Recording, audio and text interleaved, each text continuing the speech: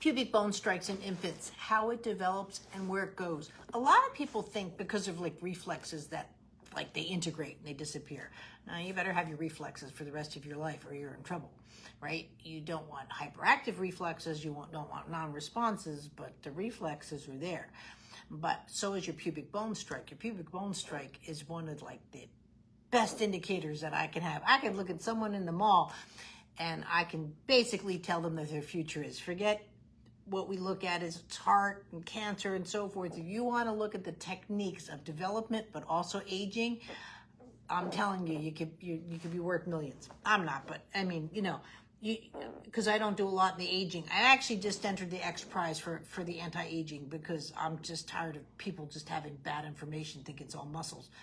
But if you look at your grandmother, if you look at your mother, I don't care if you look at your sister, and that's the biggest problem with the pubic bone strike. If you go walking through Walmart, you're seeing less and less people with a pubic bone strike. You're seeing more and more people don't want to work, don't want to, you know what I mean? What we call lazy and so forth. They can't move, folks.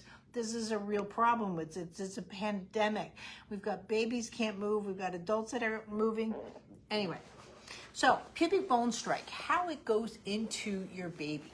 So when a baby is born, right? Well, the biggest thing that happens is that the head is subluxed.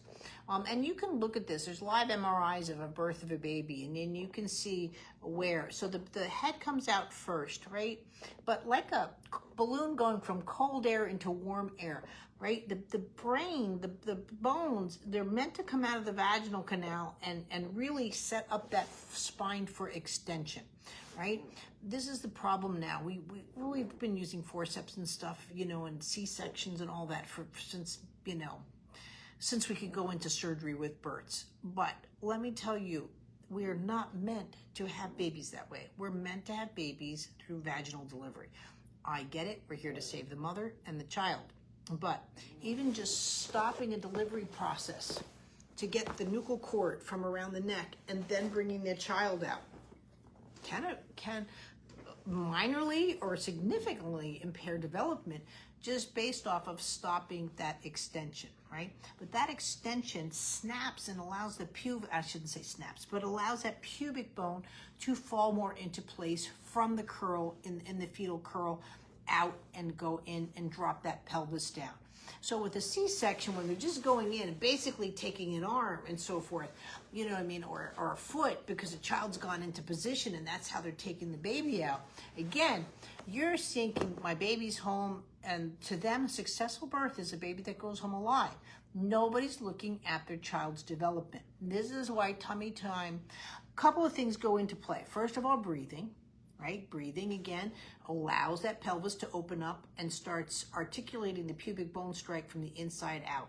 A CP kiddo will really inhale from the inside, and a genetics baby will have reactive airways, and you'll see that elongated diaphragm, that labored breathing going in thing. But anything that interrupts that first breath, if your child has issues opposing breathing and gravity, they're going to have issues opposing gravity in their vertical milestones. So again, these are where, again, you start looking, it's a lot of information, I get it, but when you start looking at all the little nuances of development and so forth, so then with all that, you have an absolute horizon where your baby can just go down in position and up, and they just sort of float around. They know where they are in a space. It's like a plane coming in for a landing. Right? And that kicks in. Now you go into tummy time. Tummy time can be something as gentle from behind you or laying your baby down. Now, a lot of people think tummy time is, I'm just going to lay my baby down and walk away. They hate tummy time. You can't just put a child in tummy time. And worse, do not prop your babies. I have one review I've got to do today of a prop baby in tummy time. And no, you've just inhibited all development. But what's significant about tummy time, not the head lift. Remember, babies can't lift their heads. They can lift their butts, but they can't lift their heads. You and I, we can lift our heads. But the pubic bone starts to arrange and applies force down, and that's like a seesaw or fulcrum point. This is what brings the head up, and the head will go in and out of sleep with supervised, because again, SIDS, you don't want to leave your baby, but that's how. And again, look at this. This is a pre-crawl right here. This is a pre-crawl. Your baby's not doing tummy time, right? 7, 8 months from now, you're saying, Michelle, my kid's not crawling. I don't know what happened. Yeah, it's all connected. It's all connected. It integrates. It's not one, check, two, it's all integrated. So now we're going into rolling over. Now, this is where I do the webinars on the quality of milestones. Your baby flipping their head on their back and doing something like this, that's not rolling over from going, and that's why it's, quote, easier to go from tummy to back. That's not rolling over. You know, that's doing a head plant. It's not rolling over. Rolling over is done, you'll see the pubic bone and the eyes line up. It's actually, they go from their back to their bellies first. They see something, they're here. That pubic bone engages, the head is up. I'm looking at my ball or whatever, and bam, I'm in rolling over. Right? Now I have the object, I'm here, and I come back. But that pubic bone, the eyes and the pubic bone stay together. The eyes always stay on the prize for milestone. If you lose the vision, you don't have a good milestone, right? And they're here, right? That's what's going in. And so then the grabbing your feet, the reason grabbing your feet so significant happens right at the same time as a pubic bone strike, which I'm going to show you in a second.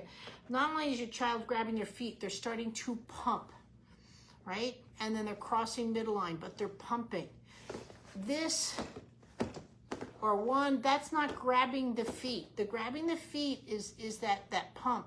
The scapulas and the pelvis start to move. I don't reach by here. I reach because my left scapula goes into the ground, and so my right arm can come up. My right scapula goes, that's a reach. And that's what grabbing the feet is. But at the same time, I've been exploring tummy time the whole time.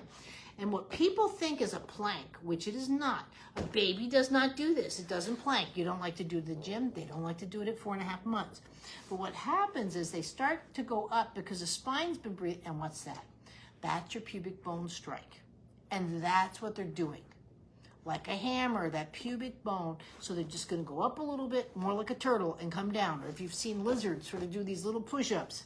It's not a push-ups like you do at the gym, but they come in and they do a pubic bone strike. Now, you can Google, search my Facebook group there. You can see high-end gymnastics, flipping through the air, and bam, right off the mat, a pubic bone strike. Or I just did a review on Michael Phelps, the Olympic swimmer.